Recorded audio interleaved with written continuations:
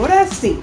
Hola colegas, ¿cómo estamos? Cambiamos de escenario, cambiamos de escenografía, porque hoy no va a arder Troya, hoy arde Doctora Paocas.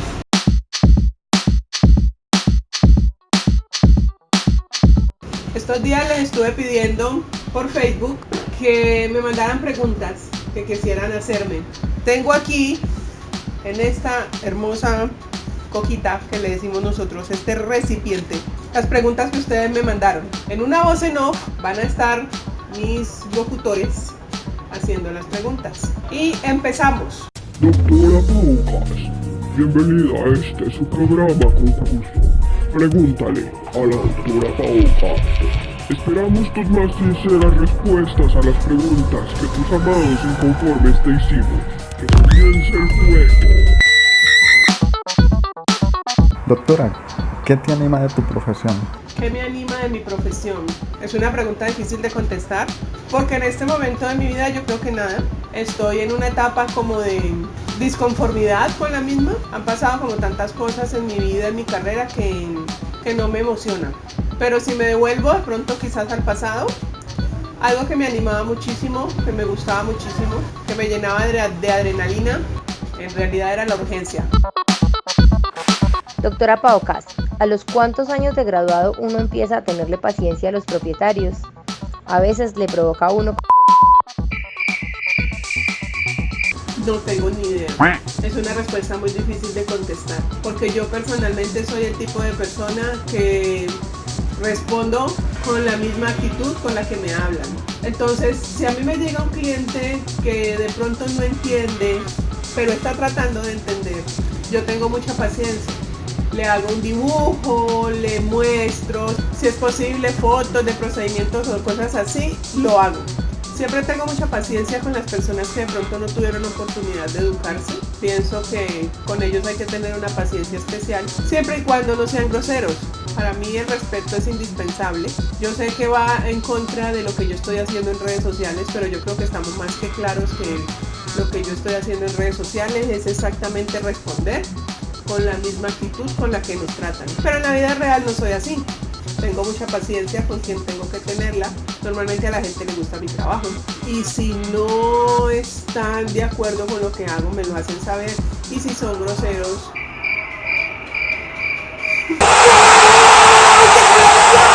¿Es Colombia o es América? Doc, ¿a qué edad se vuelve uno más paciente? ¿A los cuántos años de graduado? No lo sé. Siguiente pregunta. ¿Qué casos clínicos son los que más te han marcado, para bien y para mal? Empecemos para mal. Yo creo que el caso clínico más duro que me ha tocado ver fue cuando estaba ya por graduarme. Llegó un animalito en muy malas condiciones, completamente caquético. El propietario decía que el perro estaba en una finca, que el mayordomo no le había avisado que estaba enfermo y que recién le había avisado hacía 8 días. Y ese animalito estaba en los meros huesos. Era piel, era huesos, era cabeza. Ni siquiera podía sostenerse en pie. En ese momento, cuando uno es estudiante, todavía se afecta mucho por los animalitos y a mí me dio muy duro. Inicialmente me dio muy duro por el hecho de ver un animalito en tal condición y mi reacción fue enojarme. Y me enojé con el animal.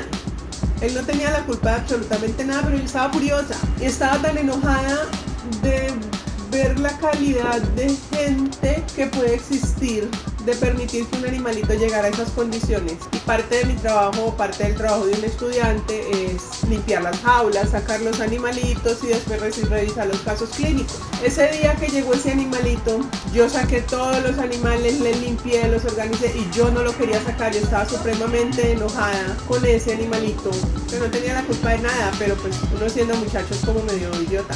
Hasta que al final dije, no, más bien lo saco porque igual tienen que hacer chichi, que pesar. Y abro yo esa reja, saco ese animalito que era un suspiro.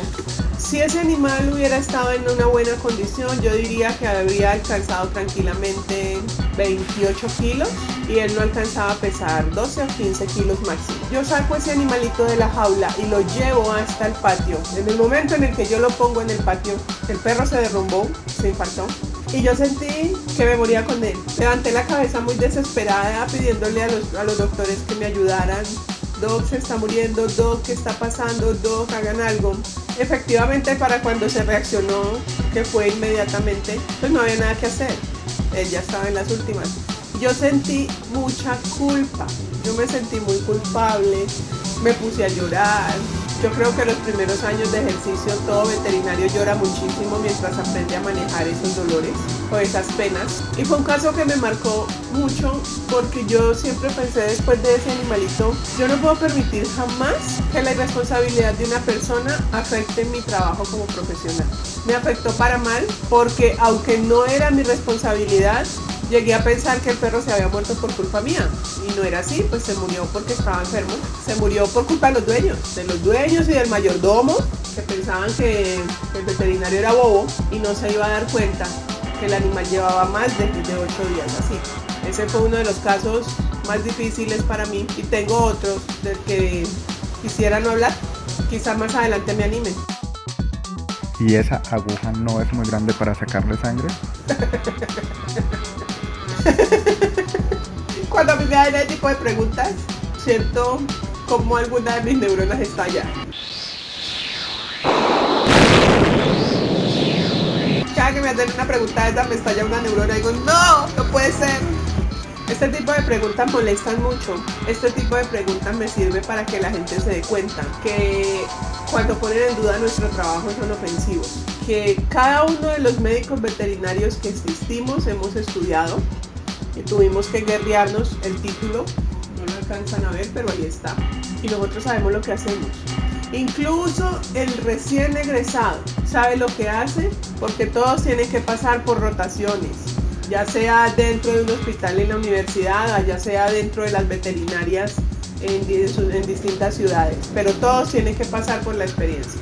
Para cuando ellos están atendiendo con una matrícula profesional y las responsabilidades de ellos ya saben qué aguja se utiliza, qué tipo de medicamento, cuál es la dosis.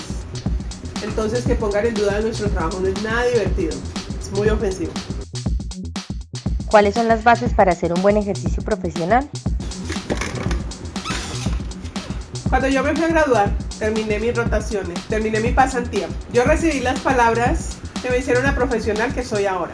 Mi maestro, una persona a la que admiro muchísimo, que lo respeto muchísimo y que con el respeto de todos mis colegas, porque yo estoy rodeada de muy buenos profesionales, pero él, para mí, es el mejor médico veterinario que existe. Quizá me falte mucha gente por conocer, pero hasta ahora él es el mejor médico veterinario que yo conozco. Y el día en que me fui a ir, en una actitud muy paternal, mi maestro me dio a mí lo que son las bases de un buen profesional. Sea siempre honesta con el cliente. No formules lo que no necesita. Haz siempre firmar los documentos. Respeta el protocolo. Si quieres ser la mejor, rodéate de los mejores. Doctora Paucas, ¿en verdad son veterinarios porque no pudieron ser médicos? No, pienso que, como dice el dicho en la viña del Señor, todo es posible. Y sí, puede que haya colegas que tuvieran como primera opción medicina y hay quienes utilizaron medicina veterinaria como un trampolín para después poder hacer especialidades que tuvieran que ver con humanos. Hay colegas muy buenos que ya ni se acuerdan de la medicina veterinaria porque ya están en otro nivel de educación, de investigación, pero no somos todos. Yo puedo coger estos 10 deditos y ponerlos a la candela, que tengo muchos colegas muy buenos profesionales que eligieron medicina veterinaria por vocación, porque nacimos con eso, y también otros tantos que por cosas de la vida resultaron siendo médicos veterinarios, pero que ejercen muy bien. Entonces no es verdad. A mí me muestran una gota de sangre de una persona y soy la primera que cae cuán redonda soy. Esta es una pregunta muy buena teniendo en cuenta que en medicina veterinaria la tasa de suicidio es muy alta comparada con otras carreras. ¿Alguna vez has pensado en el suicidio a causa de nuestra profesión? ¿Alguna vez has pensado en el suicidio? Sí. La medicina veterinaria es una profesión muy desagradecida, supremamente desagradecida. Yo creo que, ¿cómo decirlo? Yo no me arrepiento de haberla estudiado porque es lo que quise hacer desde el día en que nací. Yo nací médica veterinaria, lo he dicho muchas veces y me costó mucho serlo. Pero después de pasar por tantas cosas, de empezar a hacer videos, y de hablar con ustedes, mis colegas, no soy la única que lo ha pensado. Me voy a atrever a decir que el 90% de los seguidores veterinarios me han comentado que en algún momento de su vida lo pensaron, lo intentaron, y también tengo colegas que lo hicieron. Yo personalmente lo he pensado, y en el momento en el que lo pensé estaba en medio de un ataque de estrés y subí desesperada buscando. Coleguitas, quito aquí el audio porque no quiero decir marcas y mucho menos dar ideas. Cuando me di cuenta de lo que estaba haciendo, porque ni siquiera lo encontré, inmediatamente me solté el llanto de una manera descomunal y llamé a una amiga que es psiquiatra, porque yo no me quiero morir, porque no vale la pena morirme por culpa de otro. Sí, en el momento en el que yo saqué el primer video estaba supremamente deprimida, tenía muchas ganas de morirme, y aunque parezca curioso, empezar a hacer videos, ver que a ustedes les gustaba mi contenido, ver que estaban de acuerdo, que habían otras personas pasando por las mismas cosas que yo, que me decían que yo era la voz de ellos, me hizo a mí volver a sonreír, me hizo a mí volver a querer vivir. Sigo sin querer ejercer medicina, porque no la quiero ejercer, pero al menos soy feliz. Me divierto, me río, me entretengo, grabo, edito, y después de montado lo veo muerta de la risa. Pero sí, es una pregunta muy difícil, pero sí lo he pensado. ¿Qué te llevó a ser médica veterinaria zootecnista? Yo nací en MBZ. Yo desde muy niña amé la idea de ser médico. Siempre le decía a mi familia que yo iba a ser la doctora de los animales. Esa historia ya la conté. Yo nací con ese chip. ¿Alguna vez te has preguntado quién carajos me mandó a ser médico veterinario? Todos los días desde que estaba por graduarme. ¿Harías un video en inglés? Te están retando, doctora Paola. Challenge accept. ¿Cómo es? Challenge accepted. Es muy difícil ser médico veterinario zootecnista. Como dice una sabia filósofa caldense, cuando no sabía confundía. Todo depende desde el punto de vista que lo veas. Si nos referimos al hecho de la medicina como tal, es tan difícil como te gusta. Por fortuna, como ya hablamos en el video del caso de Pensilvania, en medicina veterinaria hay muchísimas áreas para trabajar. Entonces, si a mí me dijeran, Doc, ¿cómo te sientes para estar en el campo operando, yo qué sé, una orquitis en un cerdo? Te voy a decir que es muy difícil, que para mí sería casi imposible, porque no estoy acostumbrada, porque no me gusta la idea de operar en esas condiciones, o porque no es la especie que a mí me gusta. Desde el punto de vista de la gente, no importa el trabajo, trabajar con la gente es lo peor.